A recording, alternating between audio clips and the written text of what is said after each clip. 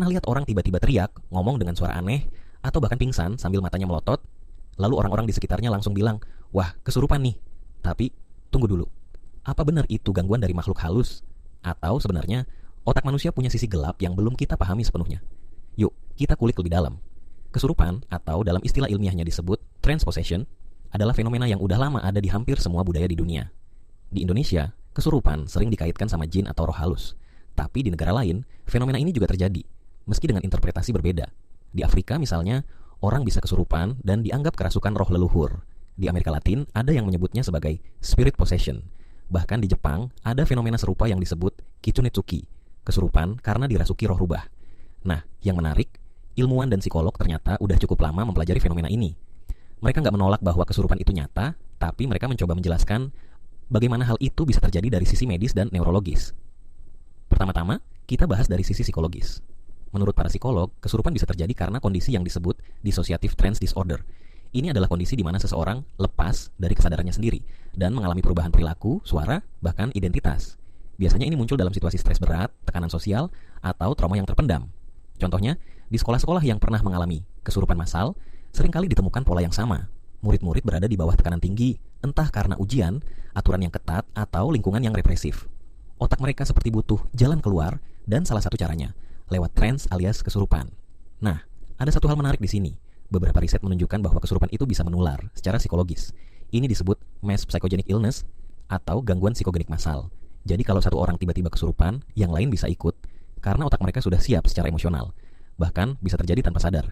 Yang kesurupan nggak sedang acting, tapi benar-benar percaya kalau dirinya dirasuki. Padahal itu bisa jadi murni respon bawah sadar. Kita masuk lebih dalam lagi ke sisi otak. Studi di bidang neuroscience menunjukkan bahwa orang dalam kondisi trance, termasuk kesurupan, mengalami perubahan aktivitas di bagian otak yang disebut prefrontal cortex, bagian otak yang mengatur kesadaran diri, kontrol emosi, dan pengambilan keputusan. Saat bagian ini turun aktivitasnya, seseorang bisa mengalami perubahan perilaku drastis, kayak suara berubah, gerakan tubuh tak terkendali, bahkan bisa ngomong hal-hal yang sebenarnya ada di alam bawah sadar mereka. Jadi, kesurupan itu bisa dibilang semacam crash system dari otak, kayak komputer yang terlalu banyak beban lalu tiba-tiba ngehang dan masuk mode darurat.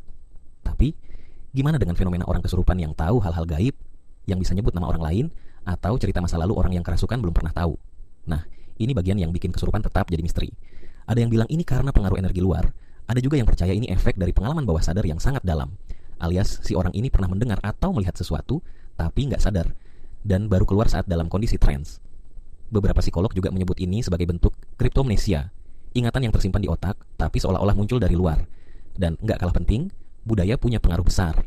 Di lingkungan yang percaya bahwa kesurupan adalah hal gaib, kemungkinan seseorang mengalami kesurupan jadi lebih tinggi.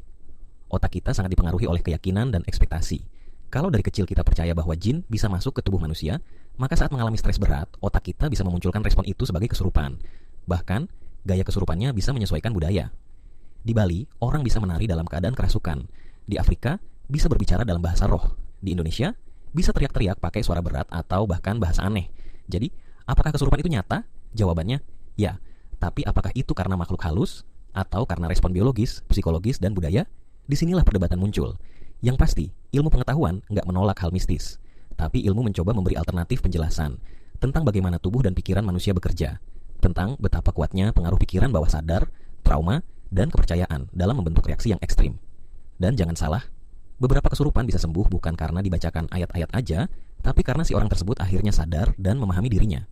Dalam psikoterapi, ini disebut katarsis, pelepasan emosi yang terpendam. So, apakah semua kesurupan bisa dijelaskan? Belum tentu, tapi satu hal yang jelas, otak manusia adalah mesin paling misterius di dunia. Like and subscribe.